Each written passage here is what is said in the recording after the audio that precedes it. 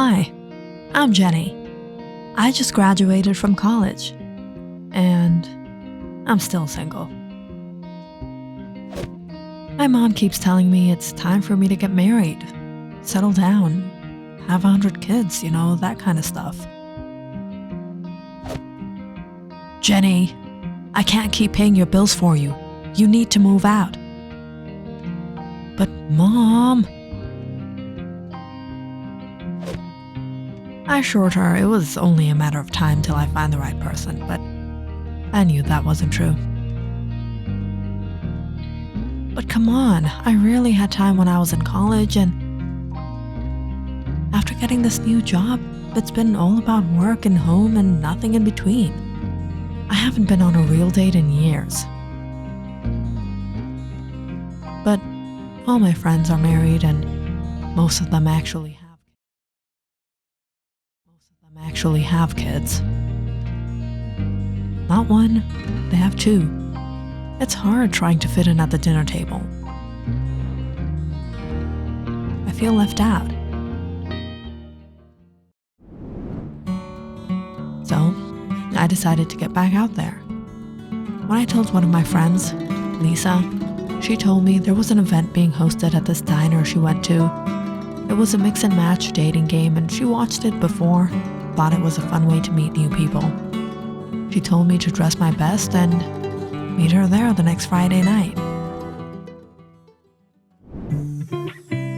So, here I am, dressed my best, put on some floral perfume and left the house. When I reached the bar, I took a deep breath and strutted through the door, trying to project an air of confidence. I was shocked to see how many people had turned up to the event. When I first heard of it, I thought it was for losers who had nothing else to do in their lives. Well, I guess now I fit into that category as well.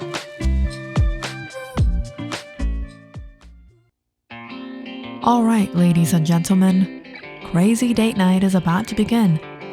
All the women will take a seat at the tables, and the men will go around and speak with each woman for 3 minutes. When the buzzer sounds, the men will switch to the next table. I counted all the contestants.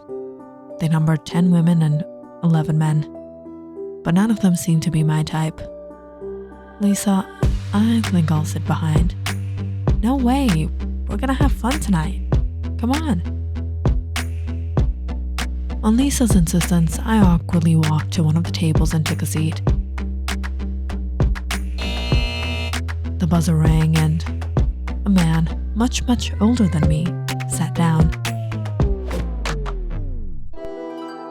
Potential husband? No. Potential grandpa? Maybe. The second man came and sat down. I watched him scratch his head the whole time.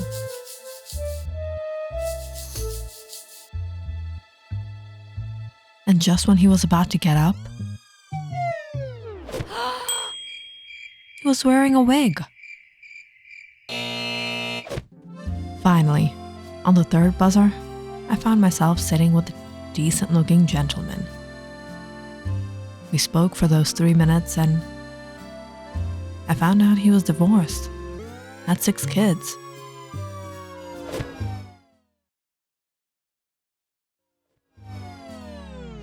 Pass. The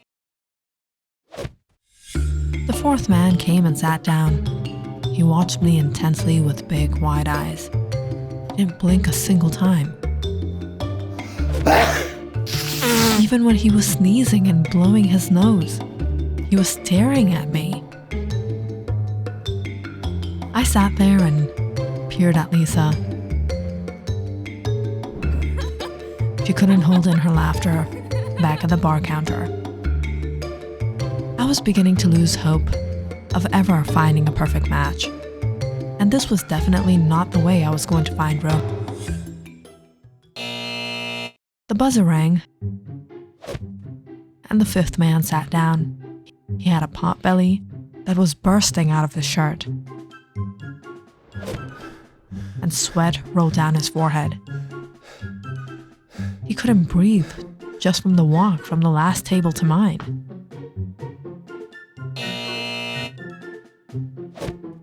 The sixth man just sat there without saying a word.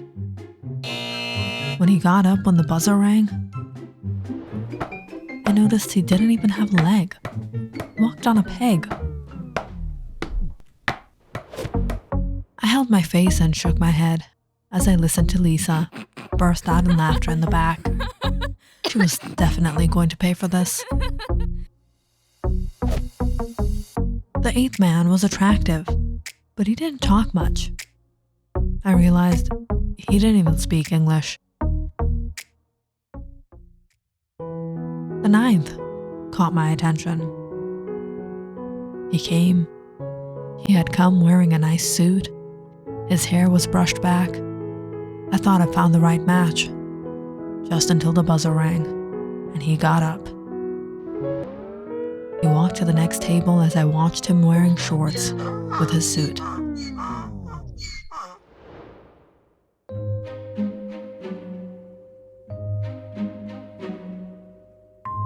When the 10th reached the table, I threw my hands up in disbelief. I could see that he obviously had way too much to drink. And he had curled up into a ball on the table and started snoring loudly. I've had enough. I was contemplating on going home and sitting on the couch with my dear soulmate, the sofa cushion, and watch a romantic comedy. Just then, the final man took a seat.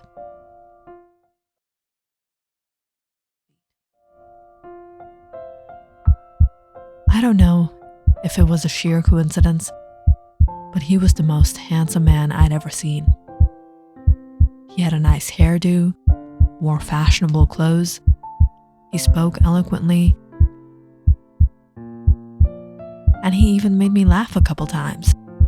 I couldn't stop looking at him. Every time I heard his sweet laughter, he gave the nicest smile and shined his pearly whites. His name was Man. Superman. Just kidding. His name was Liam, and he was just a few years older than I was. He was tall and fit, and I could guarantee that his charming smile could make any girl fall for him.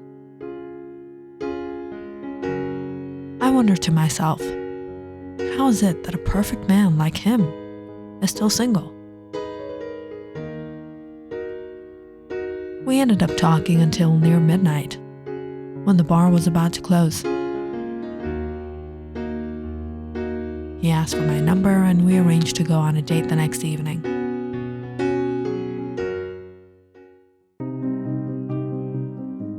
I called up Lisa and told her what happened. I couldn't believe I'd actually found a decent guy at the event after all.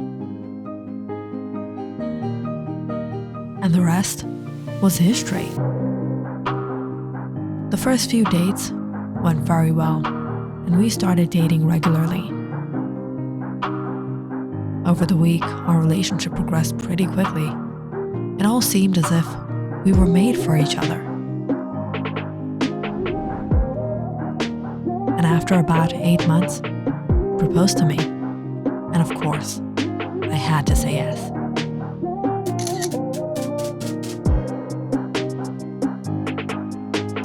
Thank you, son. Thank you. I've been trying to get rid of her since she turned 18. Mom. After the wedding, I moved out of my apartment and began moving all my things into his. Where am I supposed to keep all my old books? I have like 10 boxes filled. Liam laughed as he picked up one of the boxes. Relax. I'll take them down to the basement tomorrow while you're at work.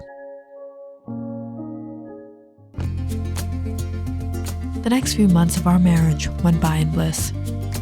We never grew tired of each other, and we cherished every moment we were together.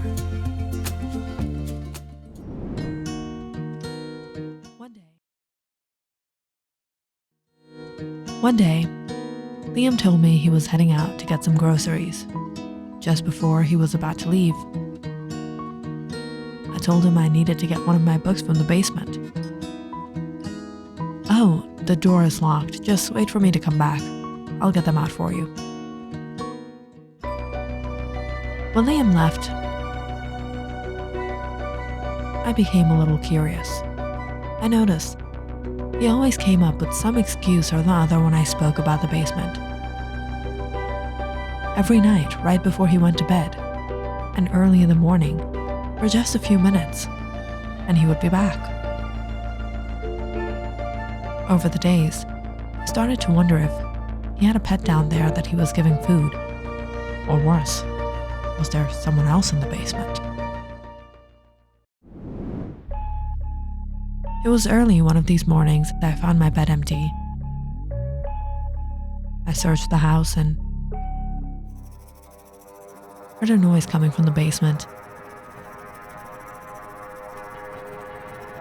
I walked down the narrow stairs and found the door creaked open. As I slightly opened the door and caught a whiff of something, it smelled nice. I walked in and found Liam standing there. "Shocked," he said. "What are you doing here?" As my eyes fell on Liam, I held my head and fell to my knees. What have I done?